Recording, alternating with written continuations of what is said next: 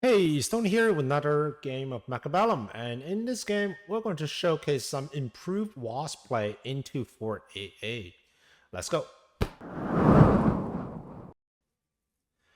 Alright, at the bottom here, I am playing as a speed specialist. My opponent is playing as a supply specialist.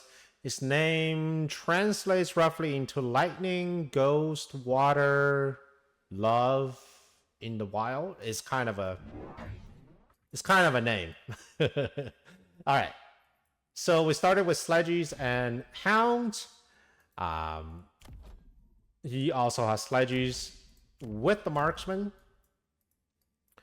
Now, round one, I think he has a slight edge simply because he has that additional damage.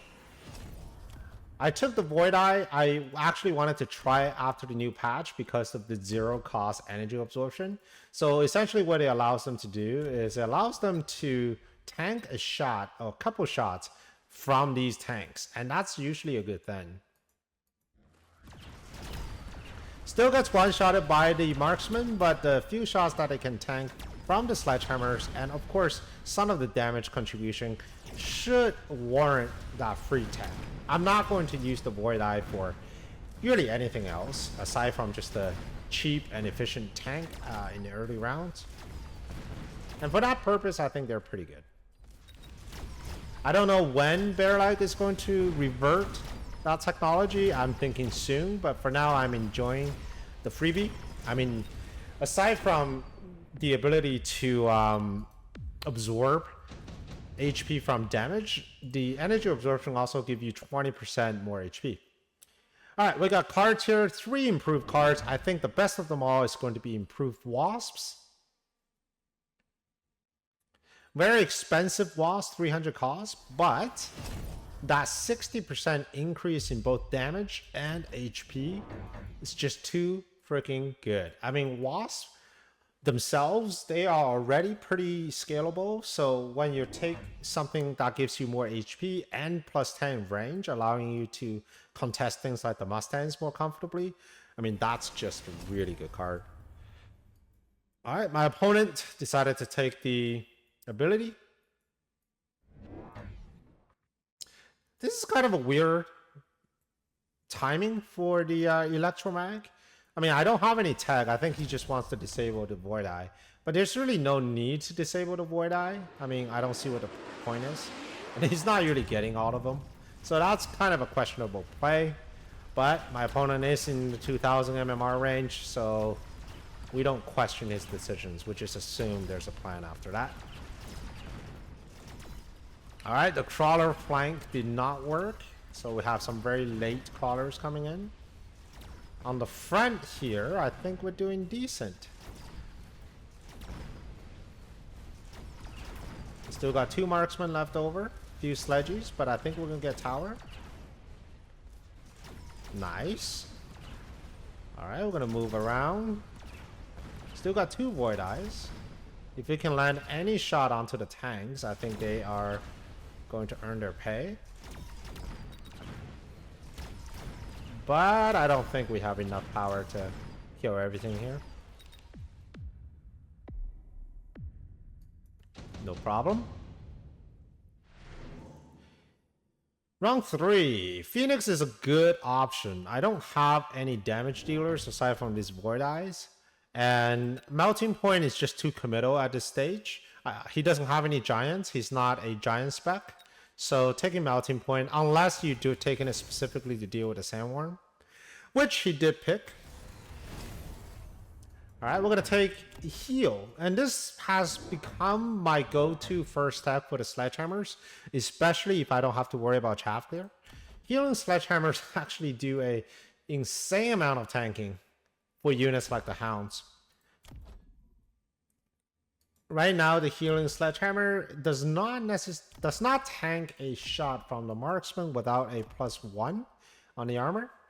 However, if you're getting into a fight with his sledgehammers or his storms, these guys are they're essentially never going to die.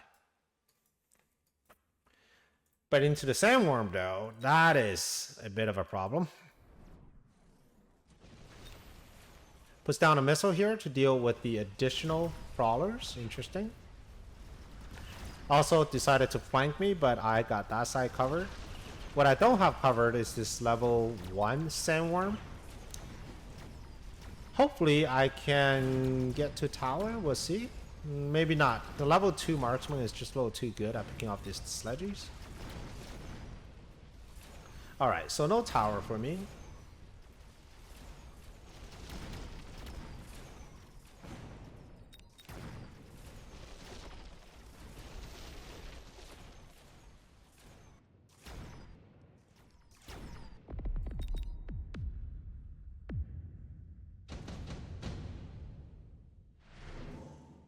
Round 4. Few interesting cards. Efficient Light is really good at round 4. You're almost guaranteed to make that money back. It costs 300 plus the 50 that you is the opportunity cost, because you wouldn't get it unless you skip. So 350 total. In order to get that back, you need to make at least 7 units, which is 2 full rounds of unit production, including the mass recruits, plus 1 more, and then you start making money. So as long as we survive until round 7 or round 8, we'll be making a lot of money using that tool. One thing to notice is that for this round, he also took EM. For us, we simply just wanted to add even more stuff on the flanks here. Because I'm going aggro, so anything to keep my opponent's units scattered, the better. Okay, so this round is looking out a lot better than the previous one. We're actually pushing it all the way to the tower here. The sandworm is still a problem, and of course there's wasp here, which I cannot really efficiently kill with the phoenixes just yet. However, I am going to get a tower, and here is the level 1 sandworm, soon to be level 2 once it finishes all of my sledgehammers. But I think I'll be able to get him this time. Yep.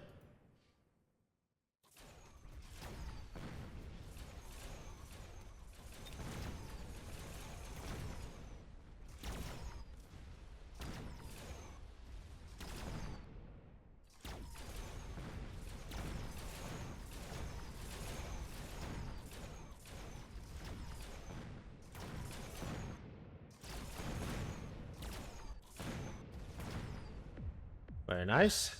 Getting back some tempo. Round 5. Few interesting cards. I think redeployment could be very interesting. I could probably shuffle some of these units around. Nuke at round 5 is also interesting. Right now my opponent's army is pretty scattered, so I can't really have a big clump of units to nuke. I've decided to skip, and my opponent decided to take redeployment. Now last turn there was a problem with the wasp here, so I'm going to put down some wasp of my own.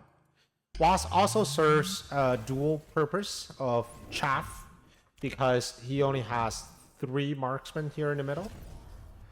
I took range so that the wasp won't be gunned down by these fans, and instead the wasp will be shooting at the fans themselves. My opponent added even more wasp because it works so well, and unfortunately he's putting them in the flanks. Great targets for my wasps. The EM is off cooldown, and it's going to stop these level 3 sledgehammers from healing. Continues to add missiles on both sides, so that's 100 supply every round. I think he also added 2 missiles last round. Okay, lots of wasp in the air. And range paying dividends here, allowing me to target his level 2 wasp very quickly.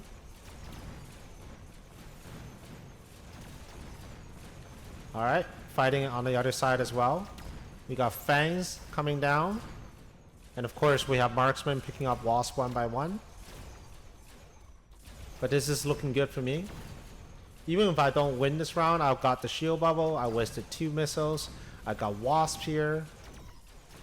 I think I might actually win this one because my level 3 sledgehammers are now not EMP'd anymore, which means they will heal forever.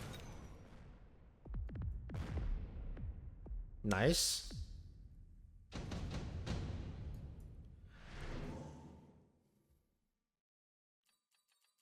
Advanced offensive tactics offered again.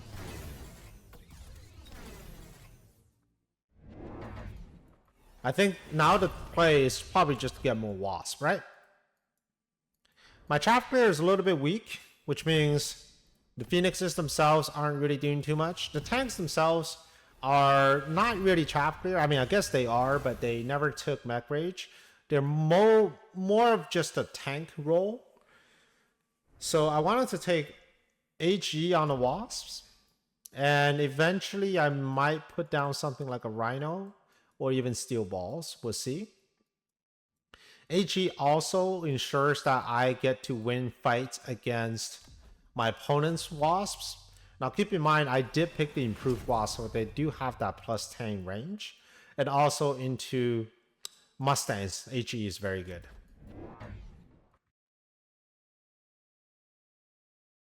Okay.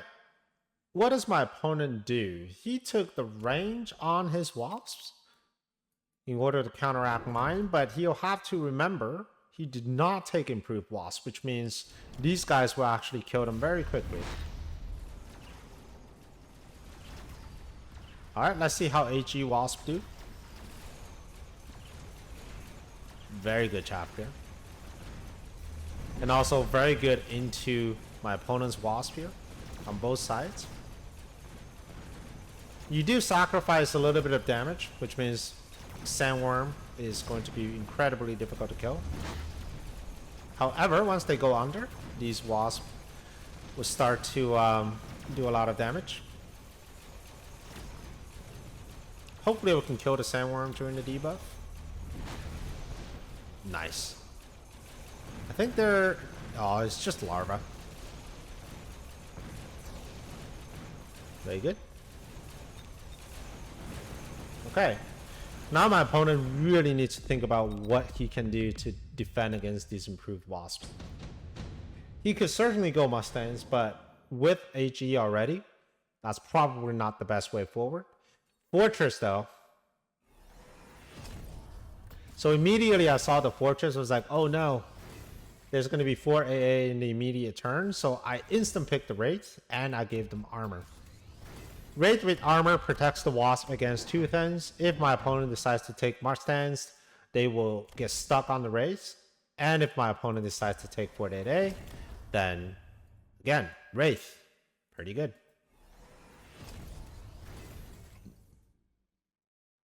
Now, with the Wraith and the 4AA being picked, I do have a bit of a damage problem. The HE reduces the attack by 30%, so when you have to chew through a level 2 fortress with 101,000 HP and a level 2 sandworm at 111,000, we're missing some damage. I did upgrade the phoenixes, and that will give us a little bit more damage, but ideally I want to have things like a melter. But for now though, we're going to see what happens. The improved wasps themselves also scale really well. Unfortunately, I don't run ground spec. This is a very tough decision. So I've seen a lot of players that do run ground spec on the wasp, and that turns them into like this ground clearing machine. Whether you're killing fortress or you're killing, you know, all kinds of medium-sized units, they're just really good at those. I didn't take ground spec because I really wanted to have shield. Shield protects your wasp against things like the 4AA. It protects your wasp against ability call downs. I think the shield has more utility than ground spec. So despite the AA, the wasps themselves are actually still working really well. Alright, getting my opponent down to just 571. Here's Yemen once again. EM is good for me. If he doesn't shield here, I potentially could get 2 forts. For my opponent, he is going to EM on the side here. I do need a gut shot because when you're playing into 4 AA, I don't necessarily scale better. Like my opponent could just keep adding forts, right? Just non-stop forts. And eventually he'll hit a point where the first volley from his forts will actually kill or heavily damage my rate. Which means the second volley is going to kill a lot of my wasps. So I needed something that I can use as a gut shot. This round I only have 50, but if my opponent survives this round, next round I'm actually going to take the sledgehammers with link or damage sharing. Level 4 sledges at 40,000 times 5, so that's 100,000 HP. With field maintenance, healing 4.5%, that's like this fort is not able to kill it straight up.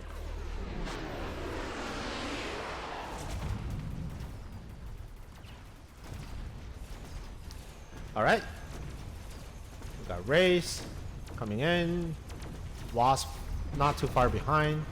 Ooh, that's a huge volley, killing tons of Wasp here. And one thing I didn't notice, but my opponent took AA on his Wasp, which means while my Wasps are being stuck on this big fort, my opponent's Wasps are shooting on mine. And since my Wasps are my primary source of damage, this does not bode well for me.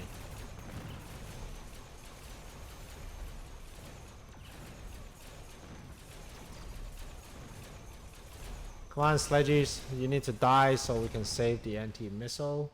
There it is. Huge damage here by my opponent. Alright, so how do we fix this? Improved Melter is interesting. My opponent's probably just going to take Efficient Giant and just make 3 more forts. Actually, it's just going to be a skip. Because you do need 4 units to make money off Efficient Giant, so he decided that's not worth his time. The big EM is off cooldown, so that's going to capture everything here. We're going to get another AM. We're going to put down even more Wraiths. Panicking a little bit here. Lots of AM device.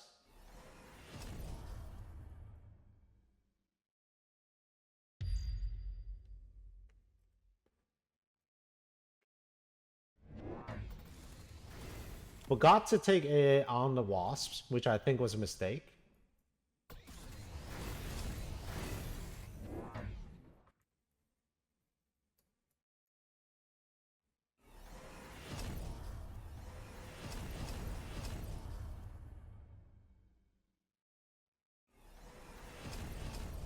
Alright. It's just a column of veins on both sides.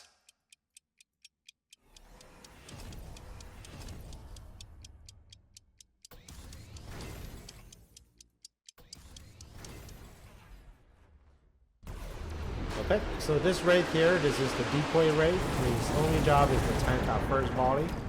Alright, the job is done, and now the second raid comes in. Alright, here's the second volley. Still doing well here. Now, unfortunately, his Wasp do have AA, so they're getting a very decent exchange out of this. But my Wasp have HE, which means as long as I can land shots on his Wasp, I should be doing okay. But the forts are just getting a little bit too big, and I'm being pushed back once again. Losing multiple devices, which is not good.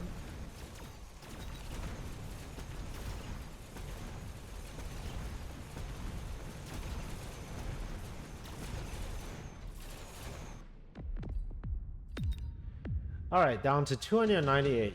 We need a way to end this game. Fire Badger is an excellent card for my opponent. He already has oil on the ground, so you can just put Fire Badger. For me, I think it's either going to be the Steel Balls or the Raiden to sell. So it's going to be a Raiden. I'm going to sell the Raiden. Alright, we need to have a gut shot, so in order to get that going, we need more level 2 sledges. First of all, taking Link. We're going to have a few more level 2 sledges. Now, when you're playing the Link play gut shot, you want to make sure that there's a green line connecting both sledges, so that way all the damage is being shared, not just between one of these, but all of these. So imagine you got like the 18,000 times like what, 20? That's, wow, doing math in my head. That's what, 360,000 HP that gets healed at 4.5% every second. That's pretty insane. All right, we're gonna take a temp. We're gonna take a loan, and we're just gonna go ahead and take AA, making sure these wasps win the exchange. We're gonna take range. My opponent took punch. I'm surprised he didn't take steel balls, but I guess punch could also work well. The problem with punch is that you only get 2 of them per fortress. So if you don't always punch at the same time, then your sledges might just heal all the way back up. Okay, so now we got the sledges coming in. Look at this level 3 fort. It's trying to punch this level 4 sledges. I mean, it's doing work. But all these level 2 sledges, they're all linked together. They're just doing so well. And of course, there's the level 5 sledges. Like, nothing can really kill it. Okay, my opponent did get all the sledges on the side. However, I'm going to get the tower, and I'm going to get his final units. And I think with the phoenixes, the wasp, and the sledgy, I should be able to seal the deal. Alright, so very close game. I think my opponent could have won if he took the steel balls. But he would have to anticipate the sledgehammer link. I mean, let's jump right in here and let's just see what happens. My opponent took the steel balls. Alright, so we got level 3 steel balls. Or level 4 steel balls. What you need is you need to, let's see. So we're gonna spare 1 of them to the side, and 3 of them is gonna go to the front.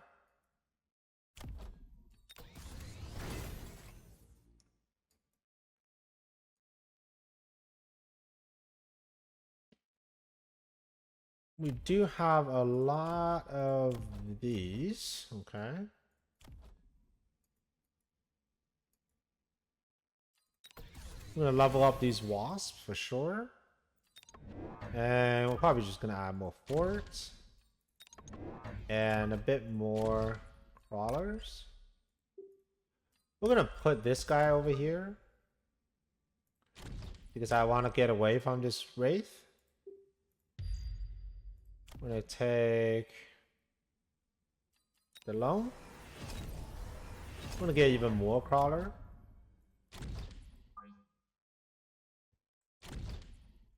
Temp range, temp speed.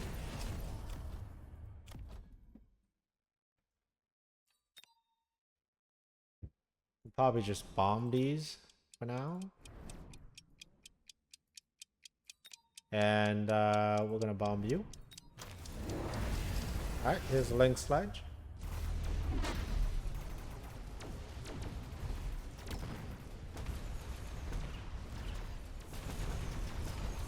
Alright, the steel balls, they're coming in here. Can any one of them get a lock on? I think the chaff line is just too good. And now the steel balls are walking forward. A little too forward. Not able to get the sledges. That is very sad.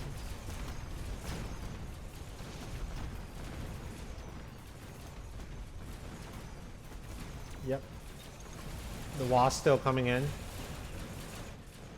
Okay, so the link balls didn't quite do it because it is the shortest range unit among all the other units. So this one has 115, the balls does 100, the tank does 110. So the link balls just don't have anything in front of them to protect them. And as a result of that, they all died a gruesome death by these sledgehammers. I wonder if I could double. Oh, he doesn't have energy absorption. I was gonna say if he took energy absorption, because these tanks, when they all link together, they have a lot of HP. So this steel ball essentially just won't die. But he doesn't run the technology. Well, I hope you enjoyed this game and enjoyed the power of the link sledgy gut shot as well as improved wasps. And if you want to see another game, here it is. And I will see you on the next one. Prepare your tactics. Mechabellum's calling.